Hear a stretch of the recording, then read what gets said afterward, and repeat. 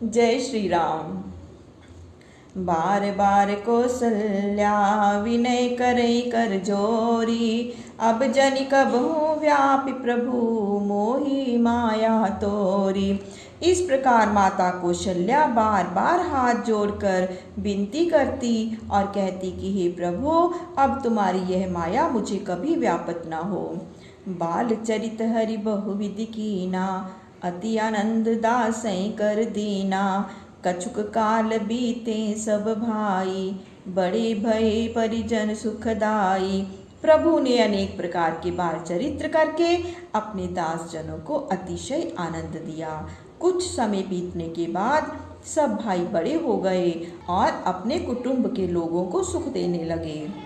चूड़ा करन कीन गुर जाई, विप्रय पुनि दक्षिणा बहु पाई। परम मनोहर चरित अपारा, करित फिरत चारै सुकुमारा। तब वशिष्ठ जी ने आकर चूड़ाकरण संस्कार किया। फिर ब्राह्मणों को बहुत सी दक्षिणा मिली। वे चारों ही सुंदर कुंवर अति मनोहर अपार चरित्र करते विचरते थे। मन क्रम वचन अगोचर जोई, दशरथ अजिर विचिर प्रभु सोई। भोजन करत बोल जब राजा, नहीं आवत तजि बाल समाजा। जो प्रभु मन क्रम और वचन से अगोचर हैं, वे ही दशरथ जी के आंगन में विचर रहे थे। जब राजा दशरथ भोजन करने बैठते हैं और उनको बुलाते तो वे अपने बाल समाज को छोड़कर नहीं आते।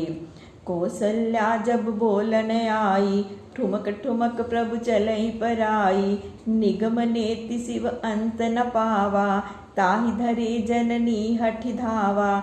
जब कौशल्या बुलाने आती है तब प्रभु ठुमक ठुमक कर भाग कर चलते हैं, जिसे वेद नेति नेति कहकर पुकारते हैं और जिसका शिव जी भी पार नहीं पाते, उस पर ब्रह्म को पकड़ने के लिए हठ पूर्वक माता दौड़ती है। धूसर धूरि भरे तनु आए, भूपति बिहसी गोद बैठाए। धूल में खेलने से शरीर में मटमैली धूल लपेटे प्रभु पधारे तो हंसकर राजा दशरथ जी ने उन्हें गोद में बैठा लिया। भोजन करत चपल चित, इत उत अवसर पाई। भाज चले किलकत मुख, दधियोटन लिपटाई। चंचल चित वे प्रभु भोजन करते समय इधर उधर मौका देखकर मुख से किलकारी मारते हुए फिर भाग जाते हैं। उस समय उनके मुख में दही भात लिपटा रहता है। बाल चरित अति सरल सुहाए, शारद शेष शंभु श्रुति गाए। एक दिन एक सलूका आवा, नृप के द्वारे कीस नचावा। देखी राम ठानी मचलाई, कहें कि मोहि कपि देहु मंगाई। नृप मंगाई देन बहु लागे, तदपि न लेत रुदत मुनि आगे। प्रभु के बाल चरित्र अतिशय सरल और सुहावने हैं, जिन्हें शारदा, शेष भगवान और श्री महादेव जी और वेद गाते हैं। एक दिन एक बंदर वाले ने आकर राजा के द्वार पर बंदर नचाया। श्री रामचंद्र जी ने देखकर हठ किया कि मैं तो बंदर लूँगा, मंगा कर दो।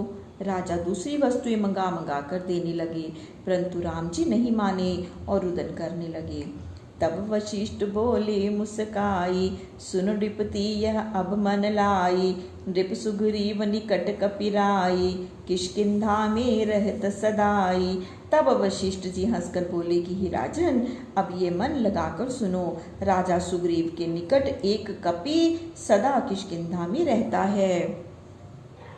तासु निकट तुम दूत पठावहु, आदर से तुम तीन बुलावहु। सुनत भूप भट भूरि पठाए, सकल सुकंठ पास चली आए। उनके निकट आप दूत भेजकर आदर से आप उसको यहाँ बुलाओ। सुनकर राजा ने बहुत योद्धा भेजे और वे सब सुग्रीव के पास आए। जो नृप कहो सो वर्णन कीना, सुनि सुकंठ तुरंत कपि दीना।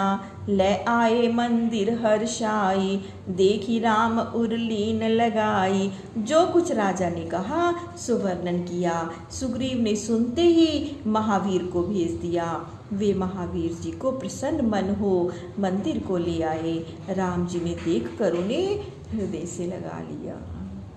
जह जह खेले राम सुरंगा, तह तह कपि राखे निज संगा। एक दिन राम पतंग उड़ाई, देवलोक सो पहुँची जाई। जहाँ जहाँ श्री रामचंद्र जी खेले तहाँ तहाँ हनुमान जी को अपने संग रखते। हनुमान जी ने छोटा सा रूप धर लिया था। एक दिन श्री रामचंद्र जी ने पतंग उड़ाई सो इंद्रलोक तक जा पहुँचे।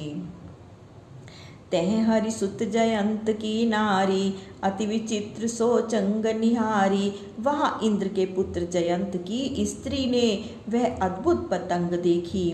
मन में कीन विचार इमे, जासु गूढ़ी अस आही। सो पुरुष कस होय धो, हंसी गहि लीन सिनाही।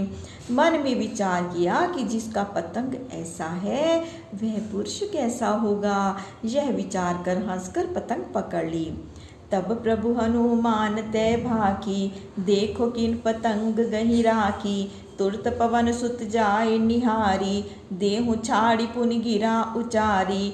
तब श्री रामचंद्र जी ने हनुमान जी से कहा कि देखो पतंग किसने पकड़ी है। महावीर जी ने तुरंत जाकर देखा और फिर उस जयंत की स्त्री से कहा कि पतंग छोड़ दो। बोली जासु चंग यह नीकी, दर्शन करहूँ आस यह जी की। ताहित मैं या को गहियूँ, आय अनिल सुत प्रभु ते कहियूँ। जयंत की स्त्री ने कहा कि जिसकी यह सुंदर पतंग है उनके दर्शन करूंगी, यह मन में इच्छा है, इसी कारण से मैंने इसे पकड़ा है। पवन पुत्र महावीर जी ने आकर प्रभु से उसकी इच्छा कही। सुनि हरि कहो कहो तुम जाई, चित्रकूट मह देव दिखाई। हनुमान चलिता सो भाखा, दीन सिछाड़ी करी मन अभिलाषा।